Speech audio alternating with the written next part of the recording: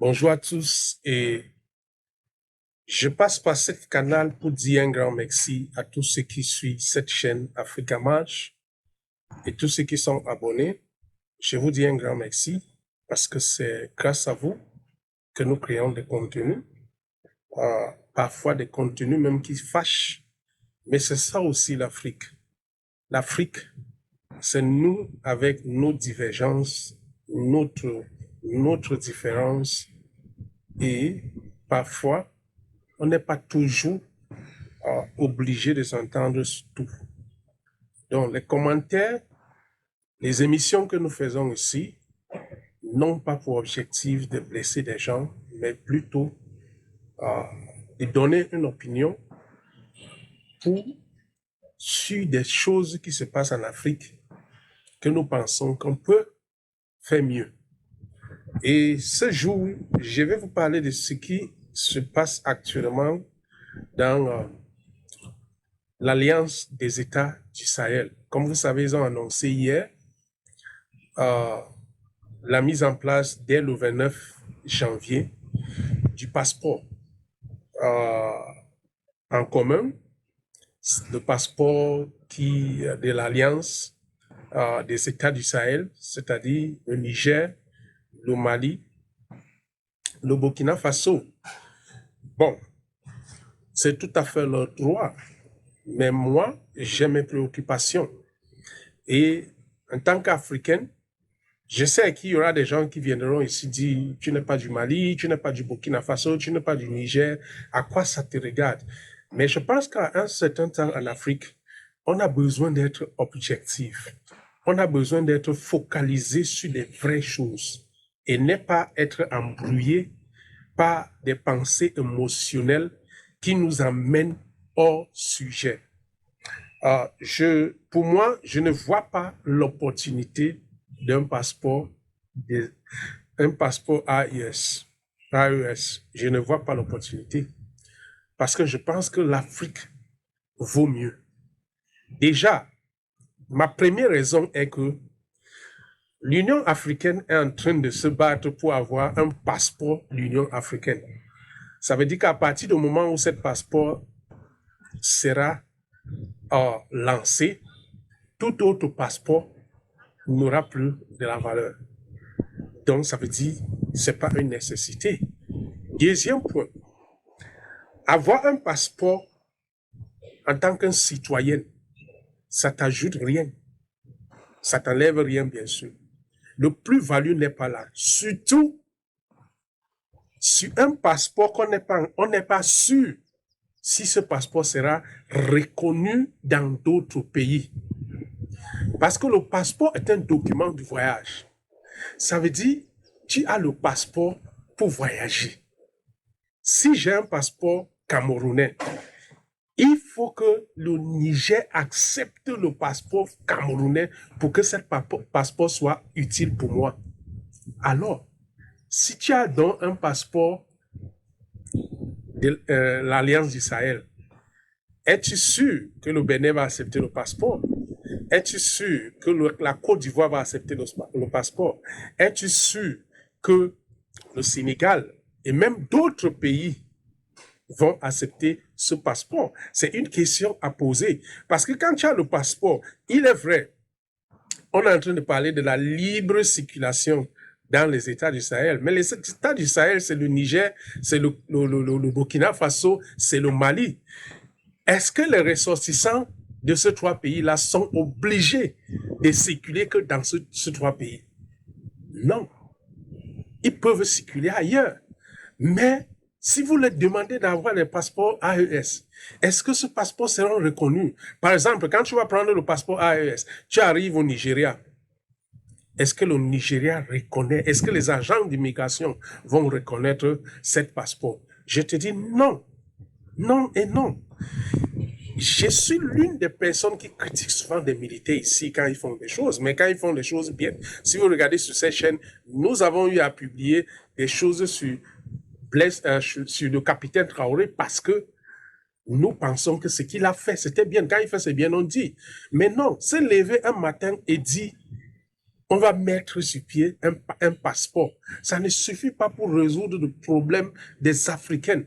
Actuellement, au Niger, au Mali, au Burkina Faso, les prix des denrées de première nécessité sont tellement élevés. La question c'est, qu'est-ce que les États du Sahel font pour arriver à cela? Ils se sont levés, ils ont créé un armée commun. Ils ont annoncé plus de 5000 personnes, plus de 5000 militaires. Oui, on peut comprendre cela, que bon, c'est pour lutter contre le terrorisme. Mais il est temps aussi pour nous de poser des vraies questions sur le terrorisme en Afrique. Parce que, parfois, ce que nous appelons terrorisme, là, ce n'est pas terrorisme. C'est une façon de ces personnes d'exprimer leur colère. Je ne suis pas en train de dire que c'est une bonne chose de le faire parce que moi, je suis contre la violence et toute forme de violence. Mais parfois, on a besoin aussi d'utiliser d'autres approches. Ça fait plus de 30 ans que nous utilisons les armes pour lutter contre le terrorisme, ça ne marche pas. Et chaque jour, c'est les pays africains qui investissent sur les armes, l'argent qu'on pouvait prendre pour créer des entreprises, créer les emplois, améliorer la condition de vie des citoyennes. Non. On achète les armes sur les armes. Parfois, on invite des mercenaires pour venir former nos militaires de gauche à droite. Mais finalement, pour avoir quoi? Je tiens ici à dire aux militaires généraux qui dirigent le Mali, le Niger et le capitaine Traoré qui dirige le Burkina Faso. La première chose à faire, c'est pas le passeport, c'est de stabiliser vos pays et donner la libre expression aux citoyennes que vous ne faites pas. Vos pays sont tellement instables, ça n'attire plus personne. Vous fonctionnez avec les Russes.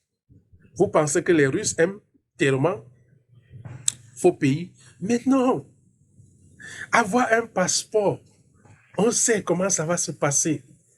Est-ce qu'il y a le mécanisme logistique en place pour réussir à cela? Je sais que oui, les gens viendront ici dire, parce qu'on est devenu dans un monde aujourd'hui où on pense que combattre la France résout les problèmes des Africains. Ça ne peut pas. Alpha Blondy avait chanté un temps, les ennemis de l'Afrique, ce sont des Africains. Rien, un passeport ne répond pas aux exigences des citoyens. Ça sert à quoi de créer un passeport alors que dans vos pays, vous n'acceptez pas les idées contraires. Dans vos pays, il n'y a pas la stabilité politique. On ne sait même pas quand on va organiser les élections. Ça sert à quoi de faire un passeport alors que dans vos pays, les gens ne circulent même pas librement? Ça fait à quoi de faire un passeport alors que dans vos pays, vous obligez des prisonniers à aller faire la guerre alors qu'ils ne sont même pas bien formés pour cela? Ça sert à quoi d'avoir un passeport alors que dans vos pays, les gens n'arrivent même pas à bien manger? Et le général Tiani, je m'adresse à toi. Ça sert à quoi de faire un passeport alors que tu es incapable d'ouvrir la frontière entre le Niger et le Bénin, prétextant des raisons de sécurité? Alors qu'on sait très bien que le pétrole qui passe par le Bénin continue à passer. Pour ça, tu ne trouves pas l'insécurité parce que c'est toi que ça t'intéresse. Mais ouvrir la frontière pour permettre aux gens de circuler, c'est ça un problème.